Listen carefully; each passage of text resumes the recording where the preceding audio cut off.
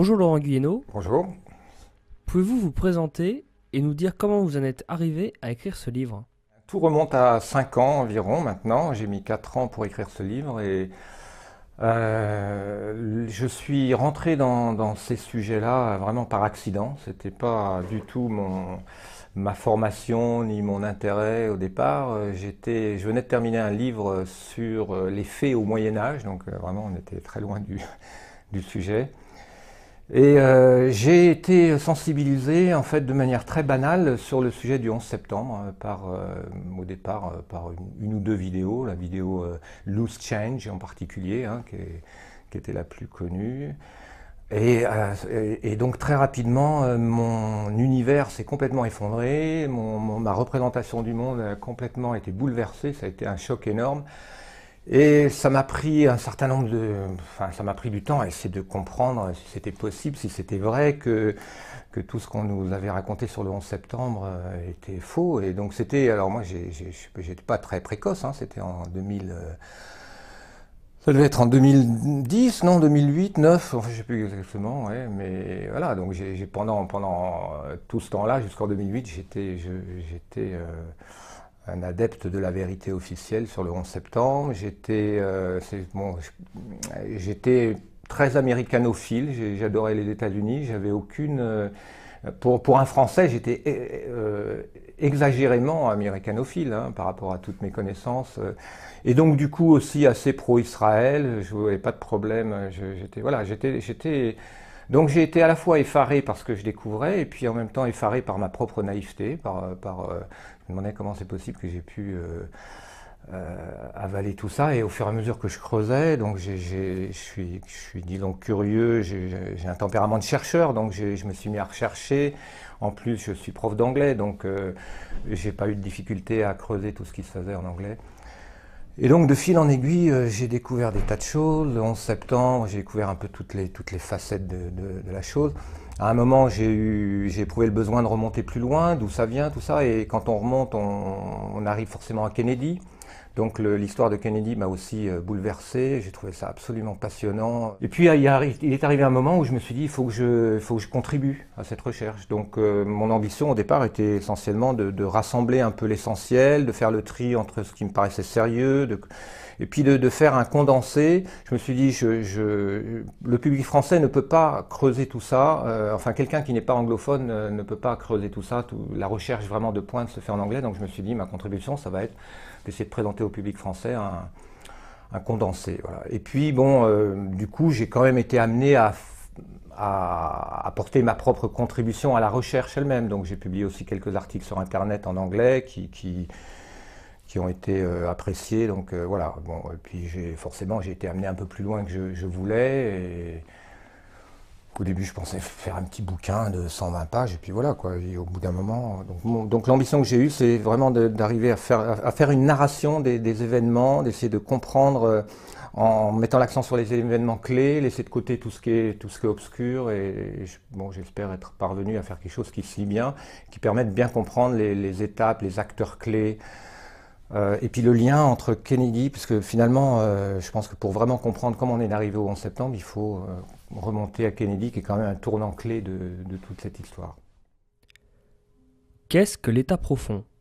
Alors, donc, ce qu'on appelle l'état profond, terme forgé, je crois, par Peter Dale Scott, qui est un politologue canadien-américain, je crois, en tout cas vulgarisé par lui. C'est une expression qui désigne quoi? Alors, on peut y voir plusieurs choses. On peut considérer que ça désigne des forces obscures du point de vue du grand public, hein, qui en réalité contrôlent l'État officiel, hein, les élus, les présidents, les députés, etc. On a l'État officiel qui est une institution. Voilà. Puis on a derrière ou en dessous, hein, en profondeur, d'autres acteurs qui sont donc liés évidemment au monde économique, surtout aux États-Unis où la politique se joue à coups de millions ou de milliards de dollars. Hein. Donc voilà, on peut voir ça comme... et ça, c'est pas difficile à comprendre quand on parle des États-Unis. Aujourd'hui, bon, c'est assez banal de considérer que que les politiciens américains sont achetés avant même d'être élus et même avant même d'être éligibles, puisque n'importe quelle campagne électorale coûte des milliards. Donc l'État profond a une dimension, est lié au monde financier, de la haute finance, mais il est aussi lié à d'autres, il est aussi lié au monde de l'intelligence, c'est-à-dire du renseignement, intelligence au sens américain du renseignement. En 1947, on a Harry Truman, qui est président, qui vient de balancer 2 bombes atomiques sur le Japon, en 1945, et donc qui vient de créer, on peut dire que la guerre froide, il y a plusieurs manières de voir le début de la guerre froide, mais moi je pense que le début de la guerre froide, tout simplement, c'est Hiroshima, parce que c'est une manière de créer un nouvel ordre mondial fondé sur la terreur nucléaire, et donc forcément, la guerre froide donc, a déclenché le besoin de créer cet État sécuritaire qui est une structure dédiée à gagner la guerre froide. Alors c'est quoi? Alors Truman crée en 1947 donc avec ce National Security Act, il crée un certain nombre de choses, il crée le Conseil de sécurité nationale, plus tard qui aura un conseiller, qui aura un chef, le conseiller de sécurité nationale, qui est une personne donc, qui devient de plus en plus importante dans la politique étrangère, qui n'est pas un élu, mais qui est donc un personnage clé de l'État profond, qui est un peu entre les deux. Et il crée la CIA aussi. Donc la CIA, c'est vraiment la pièce maîtresse de l'État profond, du moins plus maintenant, je pense, mais dans ces années-là, pendant longtemps, ça reste la pièce maîtresse de l'État profond. Quand on étudie l'histoire de la CIA, surtout à ses débuts, elle est dédiée au néocolonialisme américain. Elle est dédiée alors, à la guerre froide d'une part, mais aussi, puisqu'elle intervient en Amérique latine, elle fait plein de choses, elle déstabilise des tas de gouvernements. Allen Dulles va organiser en mai 1953 l'opération Ajax, le premier d'une longue série de coups d'État entièrement gérés par la CIA. À Téhéran, le premier ministre iranien Mossadegh vient de décider la nationalisation de l'Anglo-Iran Oil Company. Les Britanniques organisent un embargo international à l'encontre de l'Iran, plongeant le pays dans le chaos. Mais les compagnies pétrolières anglo-saxonnes qui quittent le pays jugent cette mesure insuffisante et poussent le Premier ministre anglais à demander au président Eisenhower de les aider à se débarrasser de Mossadegh. C'est Allen Dulles qui mettra au point son renversement et le retour au pouvoir du jeune Shah Reza Pahlavi qui dirigera le pays jusqu'à sa chute 25 ans plus tard. Ça n'a pas été un coup d'État parfaitement organisé. C'était plutôt quelque chose d'assez fou. Et vous savez qui était derrière tout ça? British Petroleum, BP. Le Premier ministre anglais est venu voir Eisenhower et lui a dit « Nous risquons de perdre les puits de pétrole iraniens, et nous en avons besoin, comme vous avez besoin de ceux de l'Arabie Saoudite. » Et les Américains y sont allés. On ne pouvait pas laisser tomber l'Iran, mais d'un autre côté, on n'allait pas refaire une deuxième guerre de Corée en Iran. L'opération clandestine était la solution la moins coûteuse.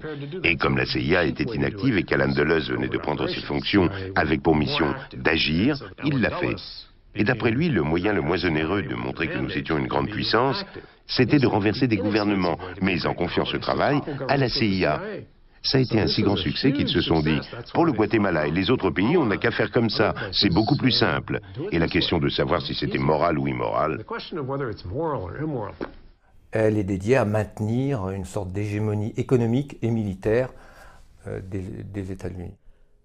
Vous dites dans votre livre que la CIA est en partie indépendante vis-à-vis du président. Pouvez-vous nous l'expliquer?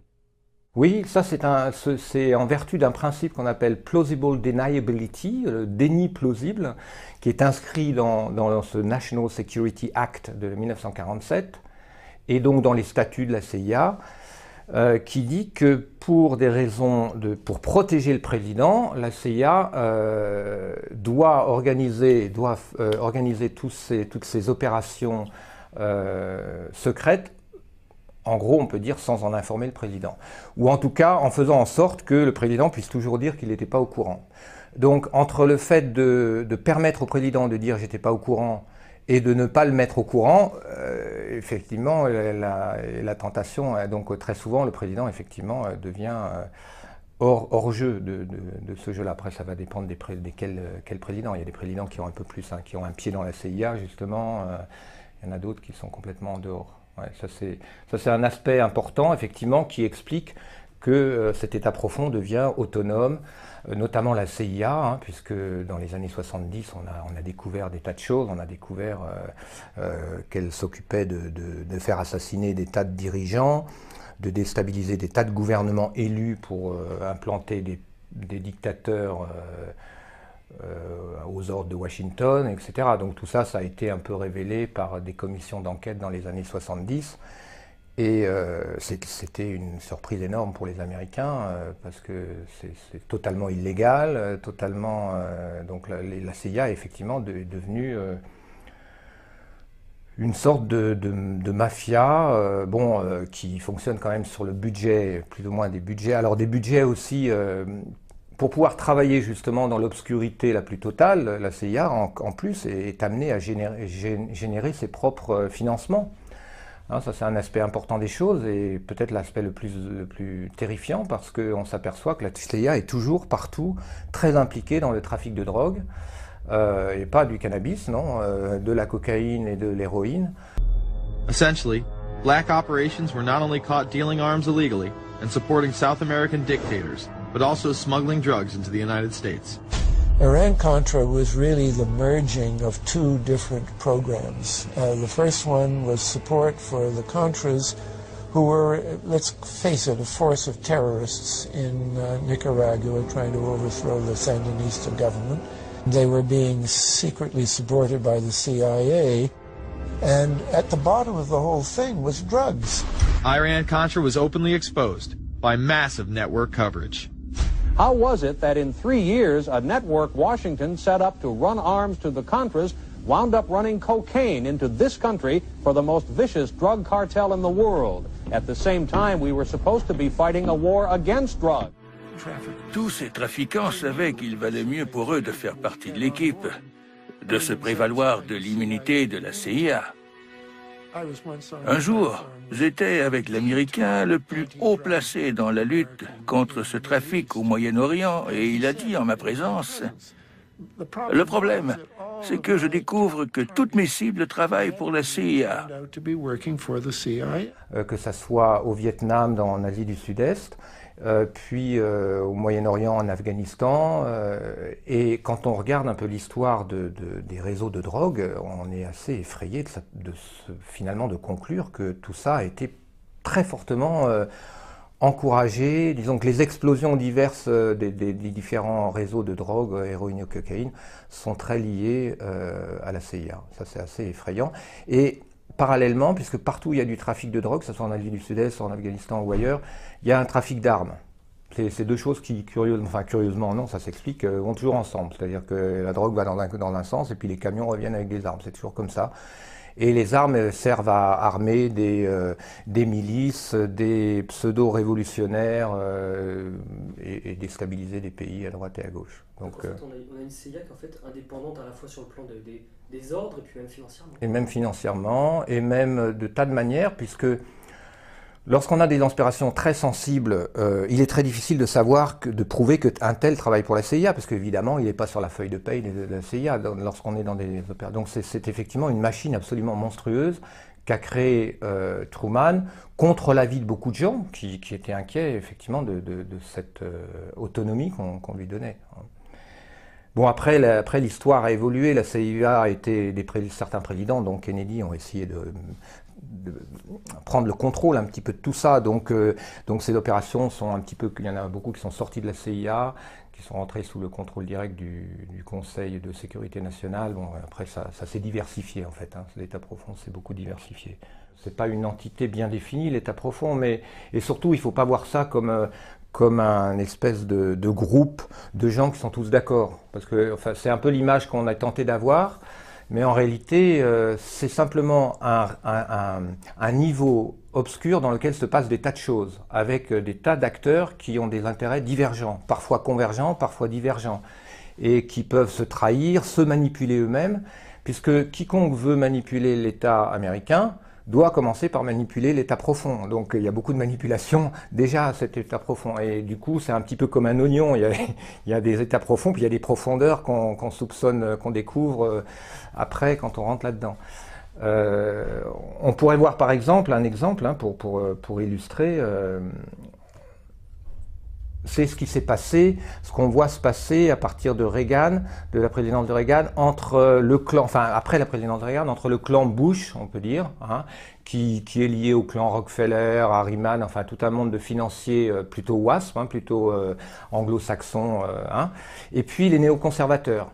Qui rentrent en politique par l'état profond, en même temps qui rentrent par plusieurs entrées, mais on voit arriver sous la présidence de Bush Junior, on a du mal à comprendre comment c'est possible, mais en réalité on a d'un côté Bush Junior qui est quand même le fils de Bush Senior, lequel était plutôt contre les néoconservateurs. Donc pour comprendre ça, il faut comprendre dans l'état profond, il y a des tas de choses qui se passent, il y a du chantage, il y a de l'argent, on achète des gens, on les fait tomber d'une manière ou d'une autre. Donc c'est un panier de crabes, quoi, hein, c'est un panier de crabes.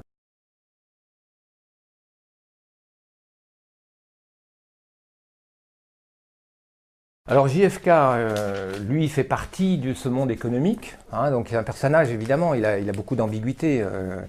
Jack Kennedy, moi je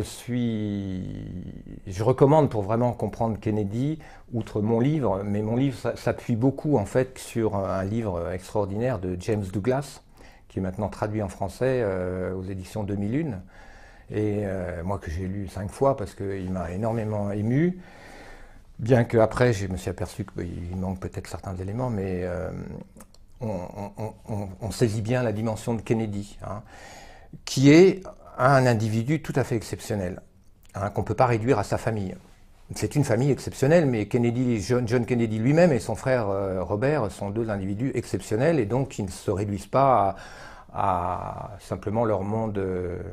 Mais ils sont quand même issus de ce monde de la haute finance, irlandaise, enfin dans un espèce de clan irlandais, voilà. Mais c'est un personnage voilà, qui a utilisé l'argent de son père pour faire des choses que son père n'approuvait pas forcément.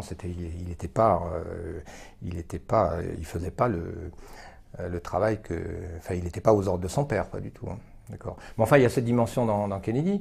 Bon, si on résume en fait le parcours de Kennedy et puis son affrontement avec l'état profond, hein, il y a quelques épisodes clés. Il y a l'épisode de la baie des cochons. À Cuba, Fidel Castro, qui vient de chasser le dictateur Batista, nationalise les plantations de sucre détenues par les Américains. Dès le lendemain, commence l'escalade. Fin des prêts à Cuba, rupture des relations diplomatiques entre les deux pays et accord commercial soviéto-cubain. Castro défie Washington et s'affiche avec le chef du Kremlin, Khrouchtchev. Il était un très mauvais exemple pour les autres pays d'Amérique latine. L'idée qu'une petite île se rebelle contre Washington et déclare qu'elle ne serait plus un pays satellite, c'était inadmissible. C'est Eisenhower qui avait remis à John Kennedy, le jour même de la passation de pouvoir, le dossier baie des cochons. Un complot organisé par Richard Nixon, qui était alors persuadé d'être élu contre Kennedy en 1960, et Allen Dulles. Kennedy avait donc hérité du projet mis au point par la CIA, le renversement de Castro grâce à un débarquement dans la baie des cochons. Il a donné son accord. Il était à la recherche d'une initiative, on lui a proposé la baie des cochons et il en a accepté l'idée. Kennedy venait d'occuper le bureau présidentiel juste après son élection. On lui parle de la baie des cochons, il déteste ça, mais il y va quand même. Et c'est un désastre intégral. La CIA envoya au suicide 1500 exilés cubains peu expérimentés, en espérant que Kennedy, devant le désastre, se sentirait obligé de dépêcher l'armée américaine en renfort. Mais Kennedy refusa et l'opération échoua. La CIA lui attribua la totalité de l'échec de la baie des cochons.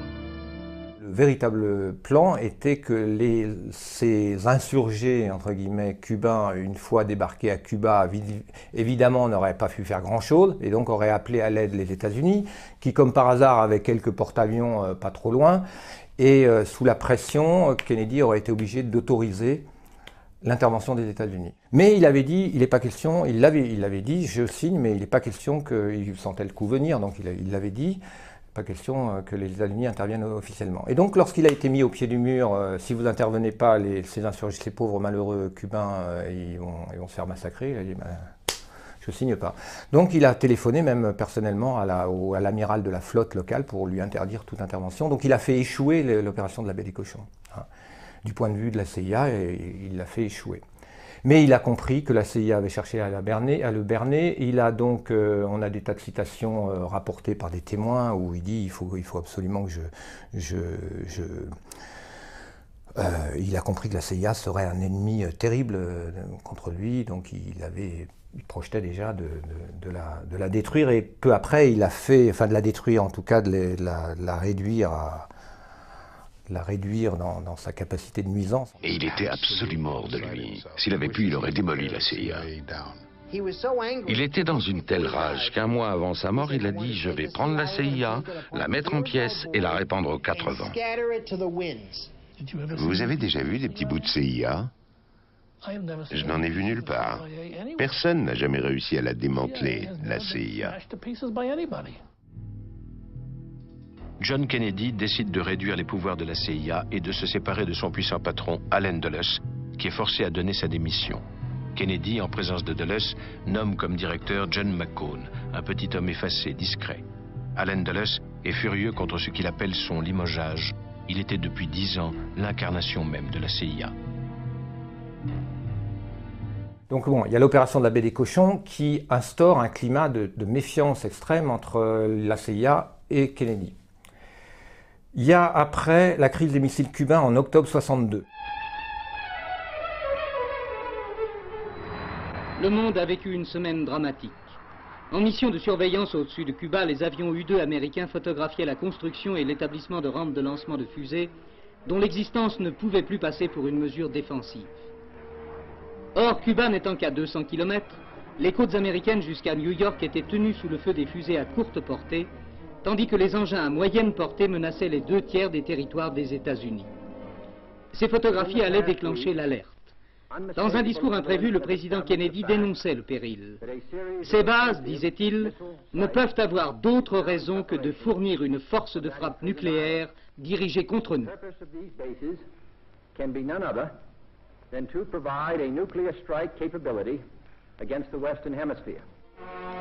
Il lançait en même temps le poids de la flotte américaine dans la balance en décrétant le blocus pour tout équipement militaire offensif à destination de Cuba. Or, à ce même moment, 25 cargos soviétiques étaient déjà en route. Qu'allait-il sortir de la rencontre? Les cargos accepteraient-ils le contrôle? Tenteraient-ils de forcer le passage? Les heures commencèrent à se faire lourdes.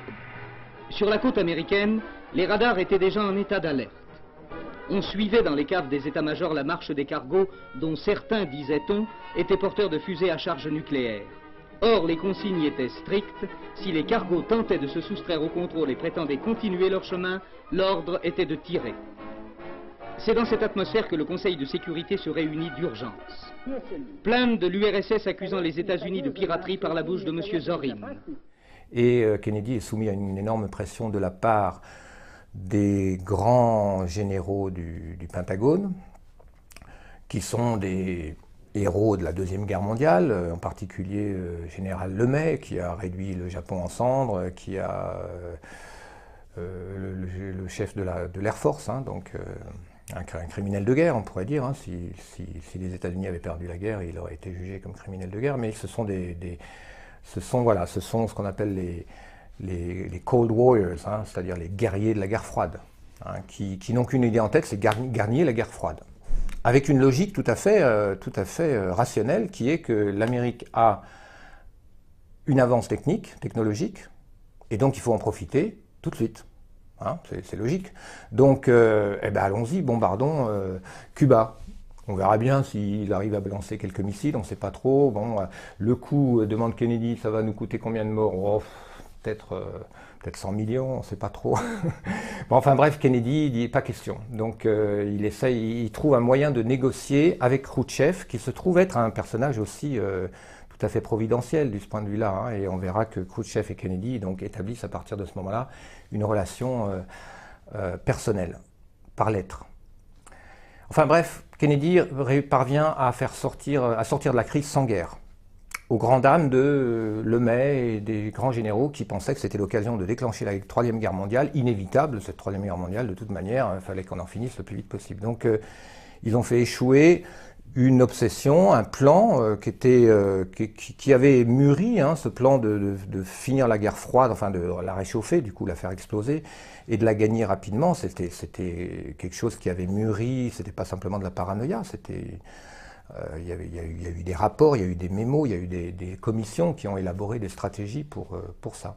Donc la crise des missiles cubains, pour certains, était l'opportunité, l'occasion rêvée de déclencher cette guerre. Après, il y a le fait que Kennedy établisse un lien, une relation de confiance avec, on a ces lettres, l'échange de lettres, il y en a une vingtaine hein, de lettres entre Kennedy et Khrouchtchev qui ont circulé totalement hors circuit, Kennedy ne faisant pas confiance et Khrouchtchev non plus, Khrouchtchev étant un peu dans la même situation en fait, hein, il avait autour de lui des guerriers qui voulaient...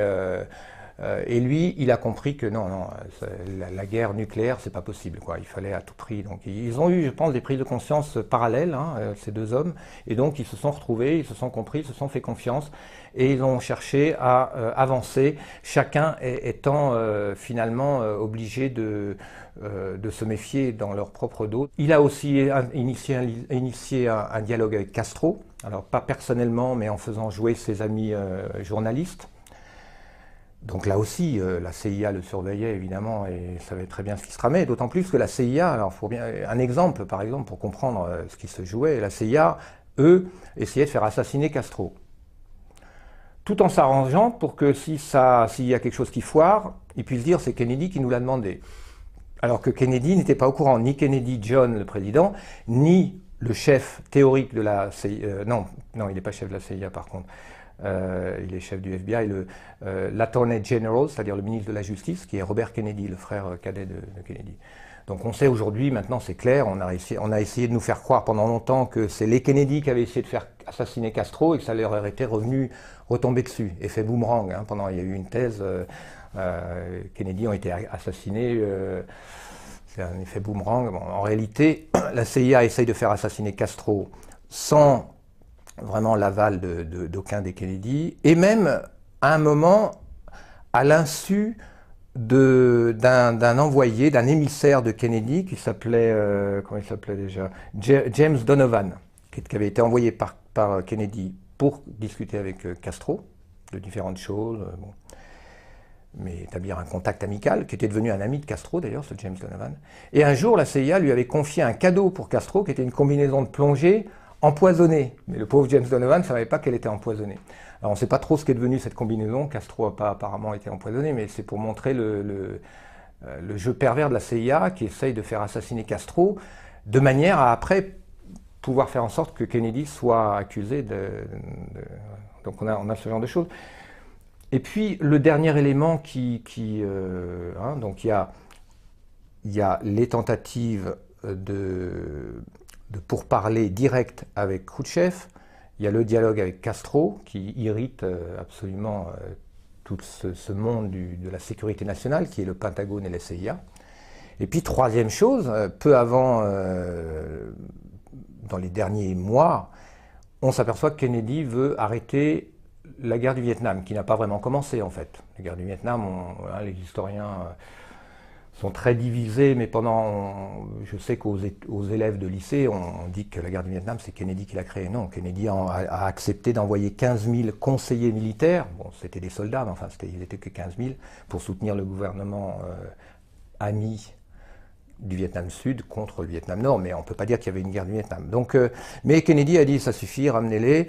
Il avait signé des mémorandums NSAM 263, hein, pour le citer, ça fait partie des archives déclassifiées, où il est très clair que Kennedy veut, d'ici progressivement, retirer toutes les troupes pour qu'en 1965, il n'y ait plus personne, l'Amérique n'ait plus personne au Vietnam, qu'il se débrouille.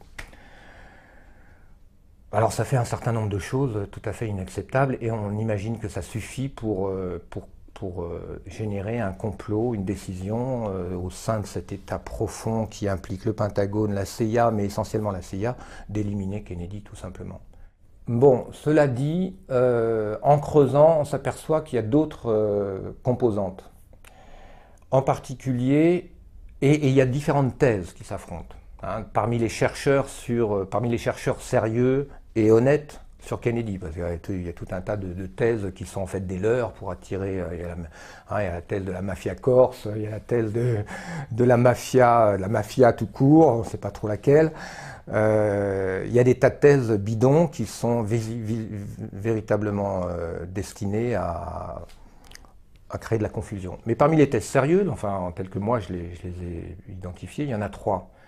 Il y a cette thèse-là qu'on vient de dire qui effectivement fait porter le soupçon principal sur la CIA, hein, parce que le Pentagone peuvent être d'accord, mais ils n'ont pas les moyens, c'est la CIA qui a les moyens d'organiser un tel assassinat.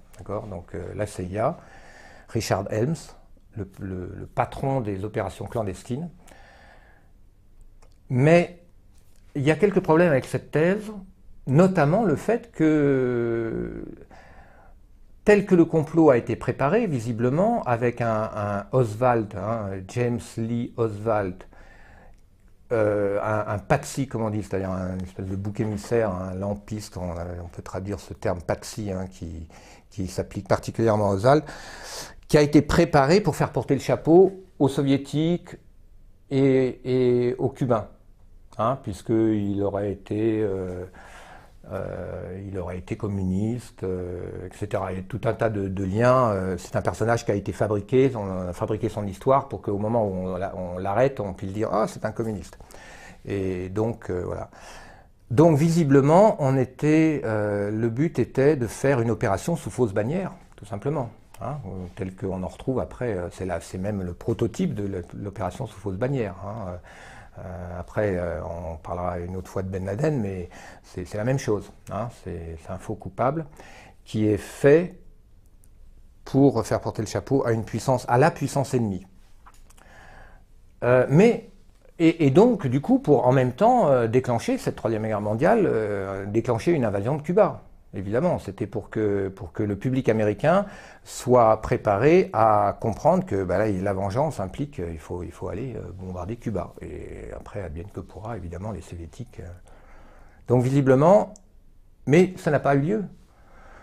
Donc ça pose question, ça déjà. Si le complot a bien fonctionné, pourquoi après, il n'y a pas eu la guerre contre Cuba ? Alors, il y a eu la guerre contre le Vietnam, il y a eu l'escalade de la guerre du Vietnam de Johnson. Donc, certains pensent que c'est Johnson qui a empêché finalement l'invasion de Cuba. Cuba, c'est un peu près, un peu risqué. On va aller faire la guerre beaucoup plus loin là-bas où les Américains, de toute manière, ça les intéresse. Enfin, je veux dire, ça les angoissera moins. Une guerre près de la Floride, un peu. Donc on peut imaginer que Johnson a joué un rôle de compromis. C'est une manière de lui donner le bon rôle. Mais en fait, il y a beaucoup de chercheurs qui pensent qu'au contraire, Johnson est le plus malin de tous les comploteurs et que c'est lui le véritable cerveau de l'opération. Et ça ressort pas du tout dans le livre de James Douglas, qui fait partie des chercheurs qui exonèrent Lyndon Johnson. Je rappelle, Lyndon Johnson était le vice-président de Kennedy, devenu président automatiquement. Alors l'histoire, là, il faut absolument comprendre qui est Lyndon Johnson aussi, et ses biographes, et tout un tas de livres sont parus récemment, les archives des...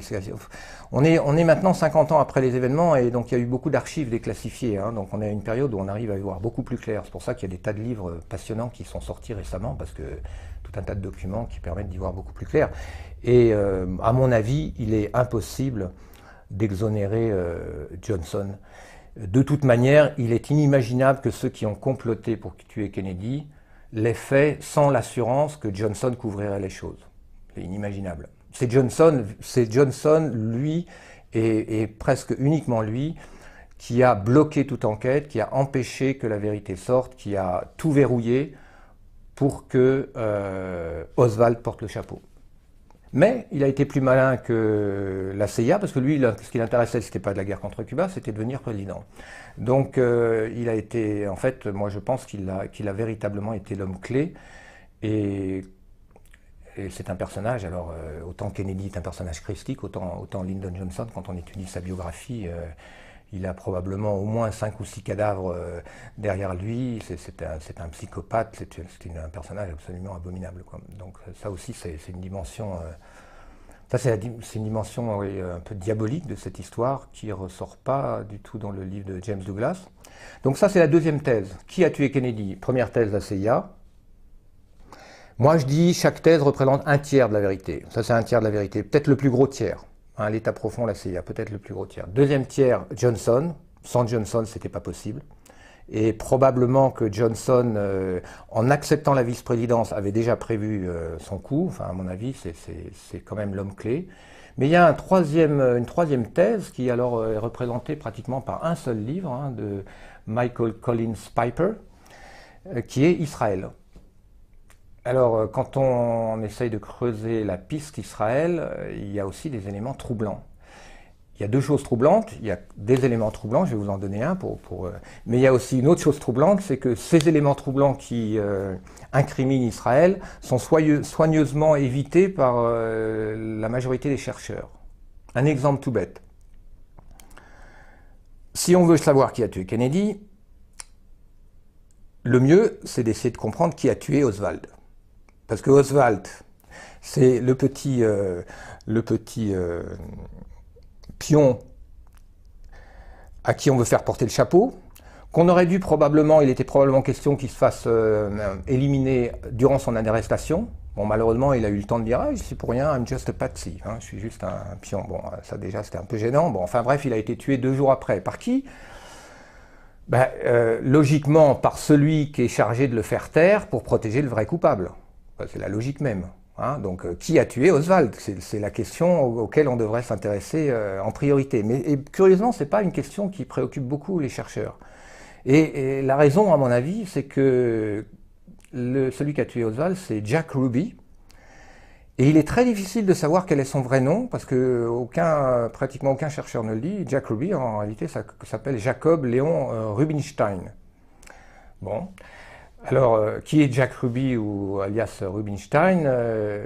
Ça fait partie des éléments, c'est un exemple. Hein, je vous donne juste un exemple d'éléments qui conduit vers Israël, mais cette piste est curieusement, enfin ça pose question, elle est soigneusement évitée par beaucoup de chercheurs qu'on peut pourtant difficilement soupçonner de... Je pense que là, il faut invoquer tout un tas de mécanismes psychologiques, des gens qui sentent qu'on peut incriminer la CIA, on peut incriminer Lyndon Johnson. Si on incrimine Israël, là, on est dans un autre...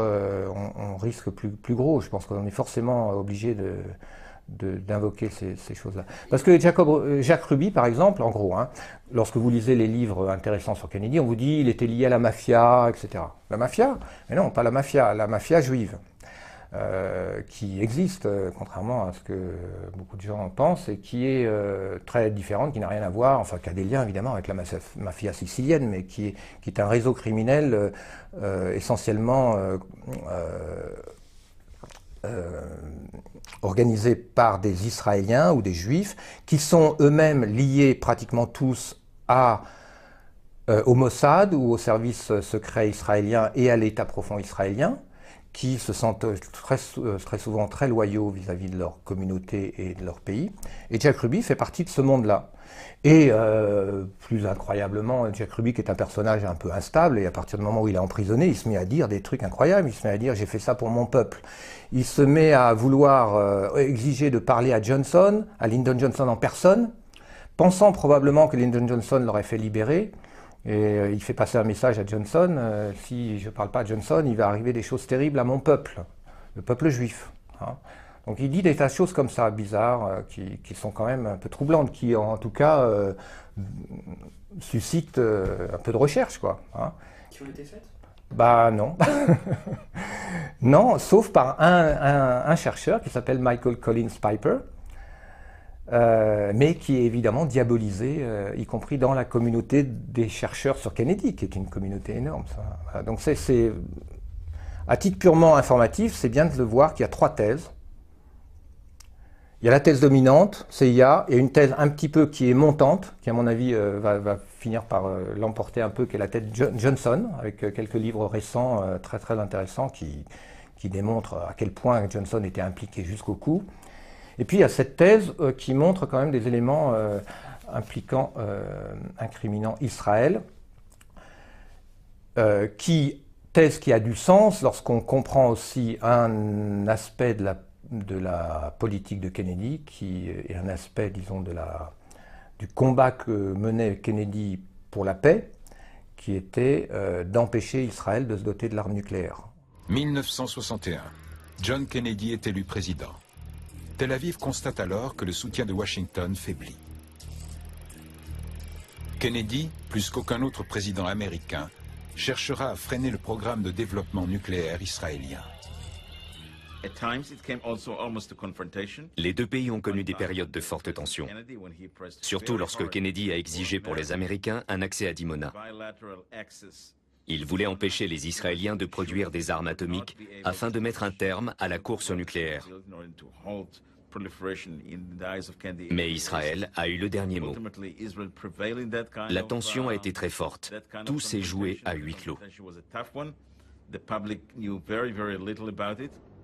Kennedy hausse le ton. Il exige une inspection de Dimona pour s'assurer qu'on n'y fabrique pas d'armes nucléaires. Il menace même de suspendre l'aide économique accordée à l'État hébreu. Israël cède en apparence. À cause de la pression américaine, les Israéliens ont accepté une inspection de la Commission atomique américaine, une inspection de réacteurs. Puisque la théorie, c'était que c'était un réacteur de recherche et non un réacteur qui pouvait produire du plutonium. Et donc, pendant des mois, les Israéliens ont monté une salle de commande complètement qui n'avait aucun rapport avec la réalité, mais où il y avait des vraies commandes, où il y avait des...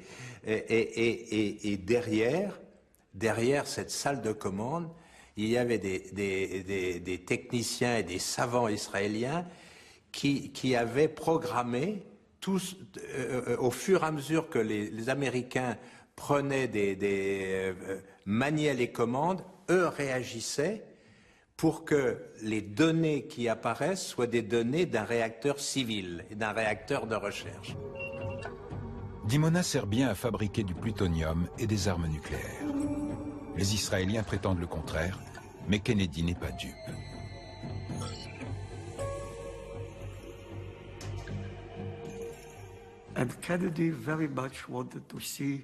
Pour Kennedy, la signature du traité de non-prolifération nucléaire était une priorité.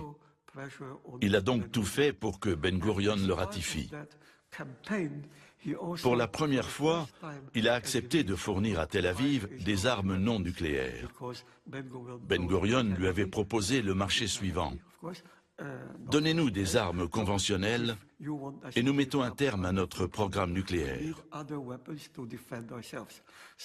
Kennedy a donc donné son feu vert à la livraison de missiles anti-aériens à Israël, qui s'est empressé de les déployer autour du réacteur de Dimona. Il y a un affrontement souterrain entre Kennedy et Ben Gurion, en 1963 notamment, très très dur, dans lequel Kennedy écrit des lettres adressées personnellement à Ben Gurion, dans lesquelles il le met en demeure d'accepter des inspections tous les 6 mois de ce fameux site de Dimonia où on sait très bien que vous êtes en train de fabriquer de la bombe atomique. Ben Gurion démissionne avant de recevoir la dernière. Enfin bref, toute une histoire assez complexe qui montre que l'enjeu était énorme pour Israël quand même. Puisque après Israël, après Kennedy, il faut aussi voir ça, après Kennedy, on a Lyndon Johnson, et quand on étudie l'histoire des relations entre les États-Unis et Israël, eh ben, c'est sous Johnson que se tisse un lien extrêmement étroit. John Kennedy est assassiné le 22 novembre 1963. Son successeur, Lyndon Johnson, intensifie les relations avec Tel Aviv et Washington ferme les yeux sur les activités de Dimona.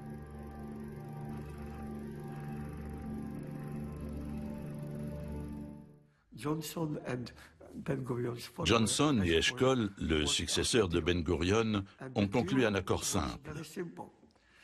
Vous, Israéliens, ne dites rien, et nous, Américains, ne savons rien. C'est Johnson qui a fait d'Israël, une sorte de, alors selon la thèse de Chomsky, une sorte de tête de pont des États-Unis. En tout cas, c'est sous Johnson que ce lien très très fort, très complexe, est fondé. Donc on voit que l'enjeu était énorme pour Israël et les bienfaits qui ont résulté de l'assassinat de Kennedy sont gigantesques.